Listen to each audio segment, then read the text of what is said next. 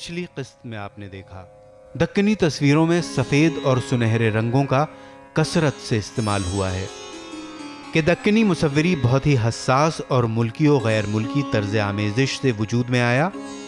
ये तस्वीरें विजयनगर की वॉल पेंटिंग से गहरी मसामलत रखने के साथ साथ फूलों की टहनियों के पस मंज़र, वसीओ अरीज उफ़क़ की मंजरकशी में फ़ारसी असरात भी रखती हैं।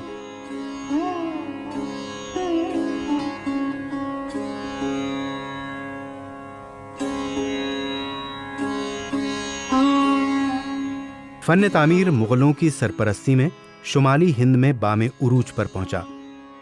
मुग़ल अहद से पहले इस मुल्क में फ़न तामीर का अंदाज़ मुख्तलिफ था और दिल्ली में इसका ज़वाल नज़र आता था, गर्चे दीगर रियासतों में ये फल फूल रहा था।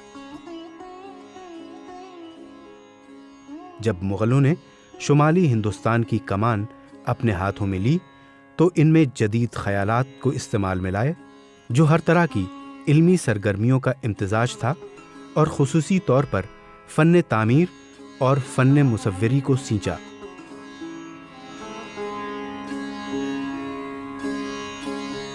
मुग़लिया हुकूमत के इब्तिदाई दौर में मुल्क अदम इस्तेहकाम का शिकार था कि इसमें कोई भी काबिल क़द्र काम मुश्किल था।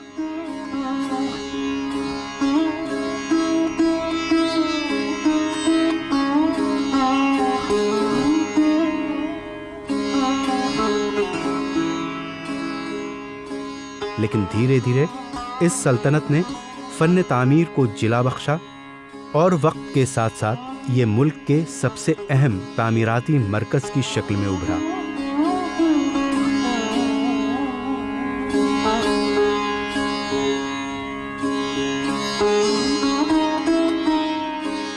इस तर्ज तामीर में कोई भी इलाकाई या सूबाई झलक नहीं थी।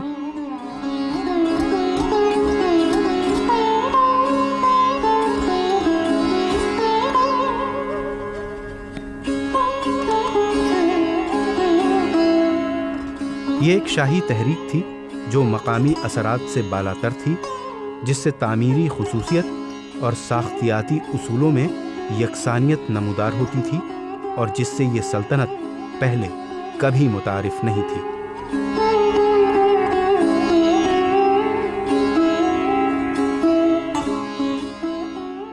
देखिए, मुग़ल एक्चुअली तुर्की थे। मुग़लों की ज़बान, बाबर की ज़बान तुर्की थी, बट दीज वे पर्शियनाइज पीपल। तो Persian is a very interesting category. जैसे अरबों ने एक बार ईरान इराक़ के इलाके में कैप्चर किया, इन्वेड करके अपने एम्पायर में लाया, सेवन्थ सेंचुरी में, 8th सेंचुरी में, 9th सेंचुरी में। लेकिन पर्शियन बाद में हावी हो गए और उनकी ज़बान जो है मुसलमानों की ज़बान, जो इस्लामिकेट सोसाइटी कहलाती है, या इस्लामिक सोसाइटी और मुस्लिम सोसाइटी ख़ासतौर से, क्योंकि इस्लाम कहने पे वो एक पॉलिटिकल कनोटेशन उसका आता है, लेकिन मुस्लिम करने पे एक कल्चरल सिविलाइजेशनल एक फ्रेमवर्क मिलता है। सो मुस्लिम सोसाइटी में जनरली, अगर हम मज़हब की बात नहीं कर रहे हैं, तो पर्शियन का बहुत ज़बरदस्त देखने को इन्फ्लुएंस मिलता है। और यही नतीजा है इसका कि बाबर और दूसरे जो मुग़ल जिनको हम हिंदुस्तान में कहते हैं, वो बेसिकली ख़ुद को तैमूरी कहते थे, या वो चगताई जो चंगेज़ ख़ान के बेटे से के मुनासबत से वो ख़ुद को चगताई कहते थे। उनकी ज़बान तुर्की थी। बाबर ने भी अपनी तुस्के बाबरी या बाबरनामा जिसको कहते हैं वो तुर्की में लिखी। लेकिन जब वो हिंदुस्तान आते हैं तो न सिर्फ ये कि उनकी जो इंटेलेक्चुअल ज़बान है वो तो फ़ारसी है, लेकिन हिंदुस्तान में वो अपनी जो लोकल ज़बान है इस इलाके की, उसको अडॉप्ट करते हैं। तो मुग़ल हरम में या मुग़लों के अक़ीले में जो ज़बान बोली जाएगी वो आज की हिंदुस्तानी कहलाएगी।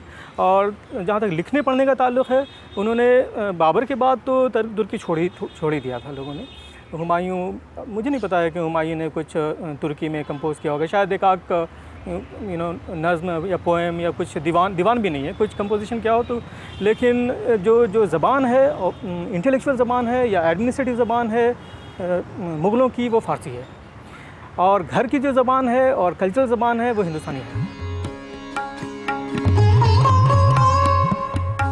अकबर के दौरे हुकूमत तक मुग़ल फ़न तामीर ने कोई जामे शक्ल इख्तियार नहीं की थी, जबकि इस तहरीक की नुशू व नुमा के उसूल बाबर और हुमायूं के ज़रिए ही मुरत्तिब कर दिए गए थे। बाबर यहाँ की गैर मुरत्तिबवार मंसूबाबंदी से बेजार था और यहाँ की महमिल दस्तकारी उसे नहीं भाई थी, लिहाजा सकाफती फरोग पजीरी के लिए वो फारस गया।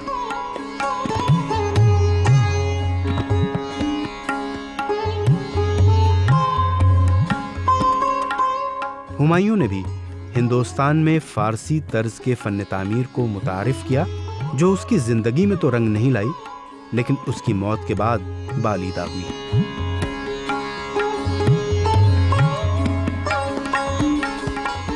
इसकी मिसाल उसके मकबरे में पाई जाती है, जो मुगल दौरे हुकूमत की सबसे पुरानी इमारत है।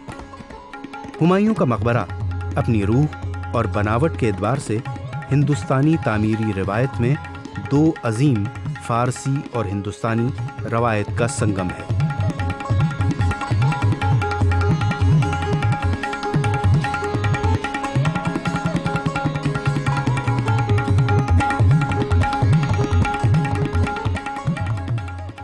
अकबर के समय में तो सिंपल आर्चेस हैं। अगर माने आर्किटेक्चरल फॉर्म की बात करें तो ऐसा नहीं है कि हिंदुस्तान में आर्च फॉर्म्स थे नहीं। पहली दूसरी शताब्दी से जो गुफा चित्र बने हैं, गुफाएं मंदिर बने हैं, उनमें आर्चेस ही हैं। उनमें ज़्यादातर में आर्च है। साउथ इंडिया वगैरह में आर्च के फॉर्म्स मिलते हैं, हिंदुस्तान में भी आर्च के फॉर्म्स मिलते हैं, लेकिन यहाँ पर आर्च एक निर्णायक चीज़ नहीं थी। और इस सब के पीछे शायद परिस्थिति ज़्यादा महत्वपूर्ण थी। वही मैं फिर दोबारा कह रहा हूँ, वही कि ज्योग्राफी, भूगोल कई बार बहुत इम्पॉर्टेंट होता है। हमारे जैसे हमने जो टेम्पल्स बनाए वो ज़्यादातर ग्रेडेड शिखर हैं, सभी शिखर ग्रेडेड हैं। ऊपर तक जाना है तो एक पहले 4 शिखर बने, फिर 2 बने, फिर 3 बने, फिर 1 बना, ऐसा इस तरह के शिखर से हैं ज़्यादातर। वहाँ पर डोम का पैटर्न निकाला, उन्होंने पूरा का पूरा डोम बनाया। उन्होंने इस तरह के नहीं किया कि ग्रेड किया हो। उनके यहाँ मीनार चली, उन्होंने मीनार बनाई। यहाँ तक कि ये कहते कि मोहम्मद शाह ने जब अजान दी है तो मीनार पर चढ़ कर के दी। उनके घर में कहीं मीनार थी, उससे दी। और ये प्रेस्क्राइब किया गया कि मस्जिद बने तो उसके साथ मीनार बनना चाहिए, जहाँ से अजान दी जा सके और लोगों को नमाज वगैरह के लिए बुलाया जा सके। अब इसके पीछे अगर देखें तो जो हमारे पास साधन है उनका प्रभाव है, जो हमारी ज्योग्राफी है उसका प्रभाव है। ये पूरा का पूरा अरब नेशंस की संस्कृति थी, जहाँ पर चारों तरफ धूल धक्कड़ पहाड़ हैं, सब चीज़ें हैं। वहाँ पर उस धूल से मीनार जो जितनी मदद कर सकती थी उतना हमारे जो फ्लैट रूट टेम्पल्स थे वो मदद नहीं कर सकते थे। हमारे यहाँ फ्लैट रूट टेम्पल्स बनते थे गुप्ता पीरियड तक, मीनार से उसके बाद शुरू हुई। तो उस पर छत पर धूल ही धूल हो जाएगी, किसी दिन पता ही नहीं लगेगा कि हम कहाँ रह गए, रेगिस्तान में दब जाएगी। तो वहाँ पर उन्होंने मीनार की पद्धति कि चाहे कुछ हो एक मीनार तो ऊपर निकली रहेगी। इसके जरिए हिंदुस्तानी तामीरात पर पहली बार फारसी असरात नजर आए और फारसी असरात से मुरत्तिब होने वाला मंजरनामा एक दूसरे से हमागोश हो रहा था।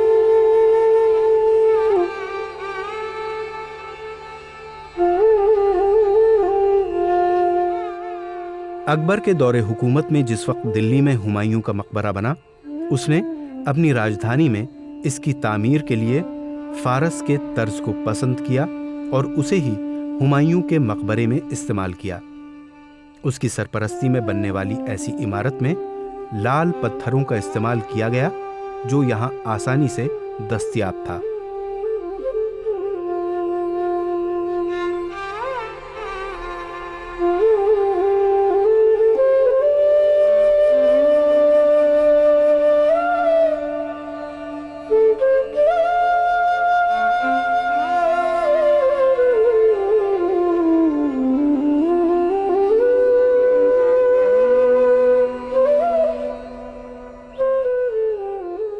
लेकिन सफेद संगमरमर का इस्तेमाल वहीं किया गया जहां उसे नुमायां करने की जरूरत थी।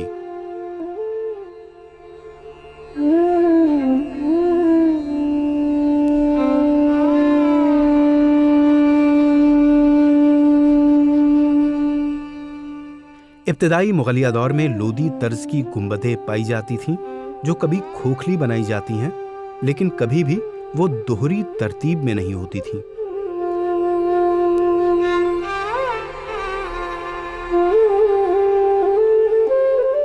सजावट के लिए कुंदकारी और जड़ाव का काम यकसा तरीके का था और पेंटिंग का डिजाइन अंदरूनी दीवार और छतों में हुआ करता था।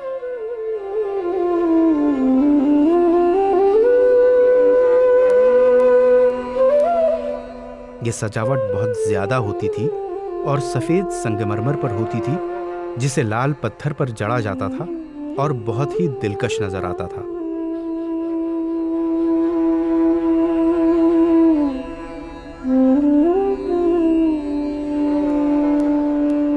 इनके हाशियों पर चिड़ियों की तस्वीर बनाई जाती थी, लेकिन कुरानी आयात कुंदा की जाती थी और ये बादशाह के पूरे दौरे हुकूमत में पाया गया। अकबर के समय में आर्च के फॉर्म्स आए, जैसे शाहदरा वगैरह में हैं या यहाँ पर अपना फतेहपुर सीकरी में हैं, जो अकबर के मेन कंस्ट्रक्शंस हैं, उनमें आर्च ज़्यादातर प्लेन आर्च है। और एक और बताऊँ आपको कि यही फॉर्म विक्टोरियन आर्ट में भी मिलता है, यही आर्ट आपको ग्रीक में भी मिलता है, लेकिन थोड़ा थोड़ा सा फ़र्क है। और फ़र्क यह है कि जैसे वहाँ पर आकर के ऊपर एक सेंट्रल पीस है, सेंट्रल बोल्डर है या जैसे एस्लार है, जिस पर जाकर के दोनों तरफ के जॉइंट ऐसे जॉइंट जुड़ जाते हैं। इन्होंने उसको जॉइंट को, हिंदुस्तान की जॉइंट है वो यूँ है, उसमें कॉनिकल हो जाता है।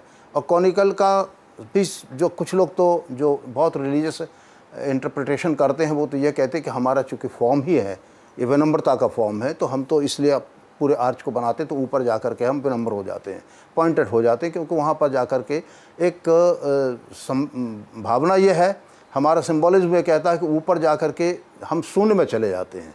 इसलिए मंदिर का शिखर जब जाता है तो ऊपर जा कर के फिनियल पॉइंट पर पहुँचते और उसके बाद फिर कुछ दिखाई नहीं देता है, तो हम तो वैक्यूम में चले जाते हैं। हमारी मनन की पद्धति ऐसी है। लेकिन वहाँ पर जो है वो उनकी आर्च इस तरह, तो अकबर ने ऊंची आर्चेस बनाई। जो सबसे बड़ा जैसे फतेहपुर सीकरी का बुलंद दरवाज़ा ही है, अब वो आर्च्ड है, और ऐसा माना जाता है कि दुनिया में उससे ऊंचा कोई दरवाज़ा नहीं है, वो सबसे बड़ा दरवाज़ा है। तो अकबर का समय में जो आर्चेस बनी वो ज़्यादातर बृहदाकार थी। शाहजहाँ के समय में उसमें फ़र्क आया और उसमें कॉर्बेल्ड आर्चेस शुरू हुई। कॉर्बेल्ड आर्चेस अकबर के समय नहीं मिलती हैं। कॉर्बेल्ड से मैं जो जैसे एक पूरी आर्च है उसको अलग अलग करके जो करके वो कॉर्बेल बना करके जो आर्चेस बनी, तो वो शाहजहाँ ने इंट्रोड्यूस की। और बाद में यही दो मुख्य पद्धतियाँ आर्चेस की मिलती हैं। आर्च और छोटे हैं, शाहजहाँ के समय में आर्च छोटे हो गए, लेकिन कॉर्बेल्ड और सजावट उसमें ज़्यादा हो गई। और उसके बाद के पीरियड में कॉर्बेल भी हुआ है और उसके ऊपर का जो स्पेस होता था वो स्पेस भी सजावट कर दी गई, उसको भी एक तरह कहने चाहिए डम कॉर्बेल्स उसके भीतर भी है। तामीराती कामों का सिलसिला अकबर के दौरे हुकूमत के बेशतर हिस्सों और फिर उसके बेटे और जानशी जहांगीर के दौरे हुकूमत में भी चलता रहा।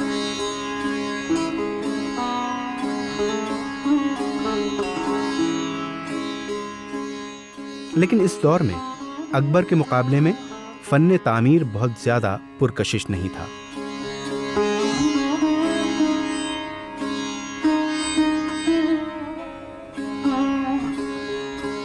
इस बादशाह का जमालियाती ज़ौक़ दूसरी सिमत में था, यानी मिनिएचर पेंटिंग में इनका रुझान बहुत ज़्यादा था। और जहां एक तरफ तामीराती काम ज़ोरों पर था, वहीं सिर्फ तामीराती यादगार खड़ा करना ही मकसद नहीं था, बल्कि खूबसूरत बाग और उसी तरह की दूसरी आराइशी चीज़ें भी बन रही थीं।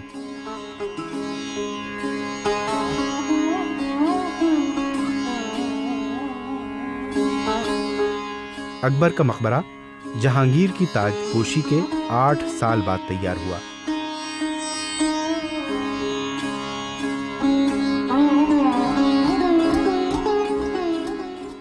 अकबर का मकबरा एक तामीरी जवाल है, क्योंकि रिवायती गुंबदनुमा बनावट फिर आ गई थी।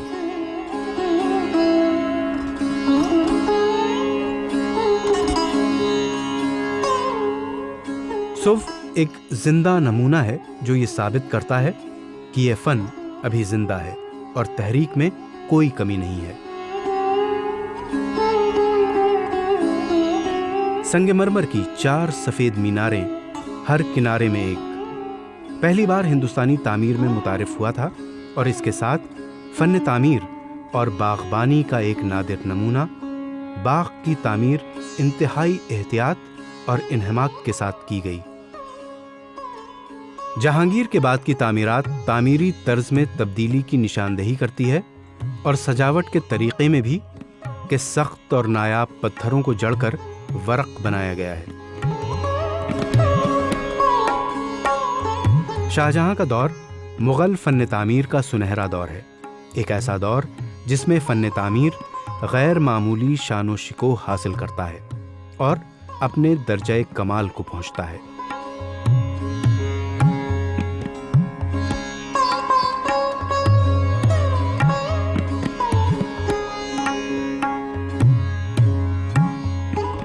ये संगमरमर का दौर था जिसने पत्थरों की जगह ली थी और इससे तामीरात में नए हुस्न का इजाफा हुआ।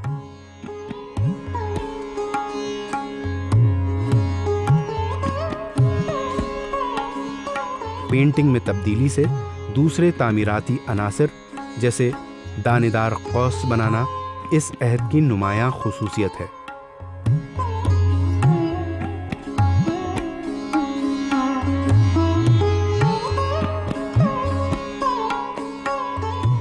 मखरूती सुतून, चक्करदार बालाई हिस्सा, बर्गदार निचला हिस्सा, आराइशी अनासर, खतूत की रवानी, ये सब चीज़ें पहले आम नहीं थीं, जिसे इस हुक्मरान ने बड़ी शान से बनाया था।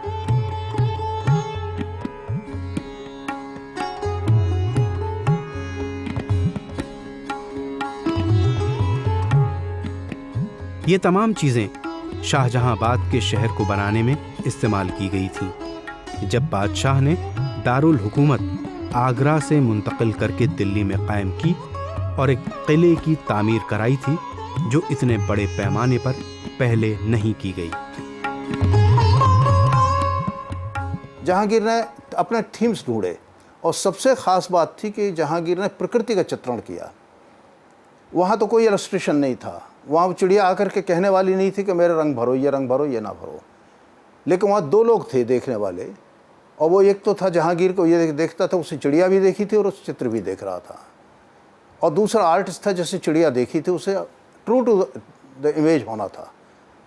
वो कितना इमेज के करीब जा सकता है ये उसकी योग्यता के ऊपर था। तो जहांगीर के समय में ये रियलिस्टिक अप्रोच शुरू हुई। एक और बड़ा काम जो हुआ व्यक्ति चित्रों का। अकबर के समय व्यक्ति चित्र की कोई परंपरा नहीं थी और महिलाओं के चित्र तो किसी हालत में बन ही नहीं सकते थे।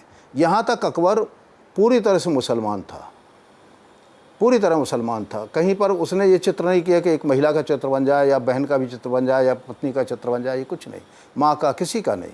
अकबर इस मामले में रिजिड था। लेकिन जहांगीर ने इस परंपरा को तोड़ा और यहाँ तक कि अपनी खुद की पत्नी नूरजहाँ के चित्र बने, नूरजहाँ का पूरा एल्बम बनवाया। अब वो जो पर्दे में रहने वाली महिला थी, जिस पर पुरुष की निगाह पहुंचना एक इस्लाम में गलत माना जाता था, पाप माना गुनाह माना जाता था, उस परंपरा के आदमी ने यहाँ आकर के अपनी पत्नी का चित्र बनाया। और चित्र बनाने के लिए न केवल वो आर्टिस्ट के सामने बैठी, बल्कि वो चित्र सब जगह फैला, लोगों की निगाह में आया। तो महिला के स्वरूप को, उसके सौंदर्य को आम आदमी तक ले जाने का प्रयास कला के द्वारा जहांगीर ने किया। शाहजहां ने पेंटिंग को उतना पैटर्नेज नहीं दिया जितना उनके बेटे ने दिया। शाहजहां तो ज़्यादातर अपनी बिल्डिंग्स में उसका इंटरेस्ट आर्किटेक्चर में था, मगर शाहजहां बहुत अच्छा जेमोलॉजिस्ट था। जहांगीर ने अपने जहांगीरनामा में लिखा है कि मैं ये रूबी जो मेरी मदर ने मुझे दी है वो मैं शाहजहां को गिफ्ट कर रहा हूँ, सिर्फ इसलिए क्योंकि मैं जानता हूँ कि मेरा बेटा बहुत अच्छा जेमोलॉजिस्ट है।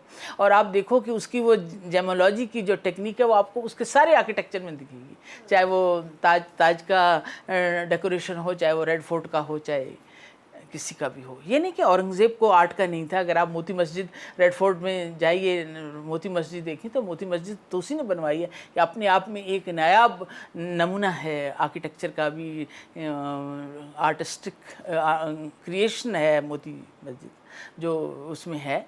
तो वो फिर धीरे धीरे जब औरंगज़ेब 1657 में आया, क्योंकि उसको म्यूज़िक और आर्ट से इतना लगाव नहीं था, वो सोचता था कि ये जो है इस्लामिक कल्चर में नहीं आता है।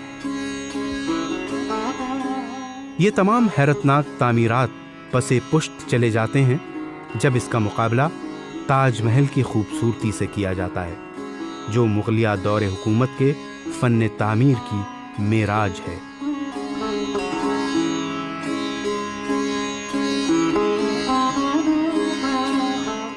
इसका पूरा काम देसी तर्ज का है। ये मुगलिया तर्ज तामीर का मंतकी इर्तका है जो पूरी तरह रिवायती और तमाम खारजी असरात से मावरा है।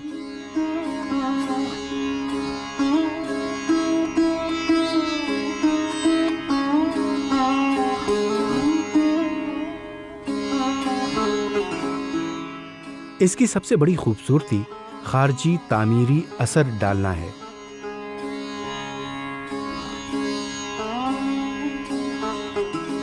औरंगजेब के दौरे हुकूमत में मुगलिया तर्ज तामीर रूबज़वाल नजर आता है और मुल्क की यकजहती भी खतरे में पड़ती है।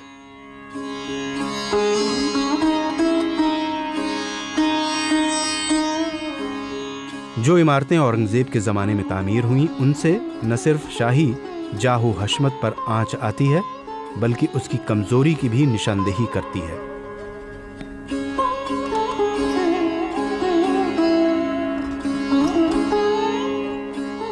उसके नाक़िस ख़यालात इन यादगार इमारतों तक जाते हैं जो उसने अपनी दौरे हुकूमत में पेश किए थे।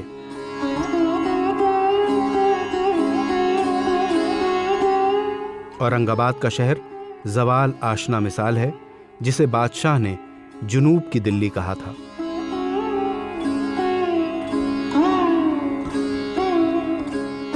(1707) में औरंगजेब की वफ़ात के बाद मुग़ल सल्तनत की तबाही वक्त का तगाज़ा था।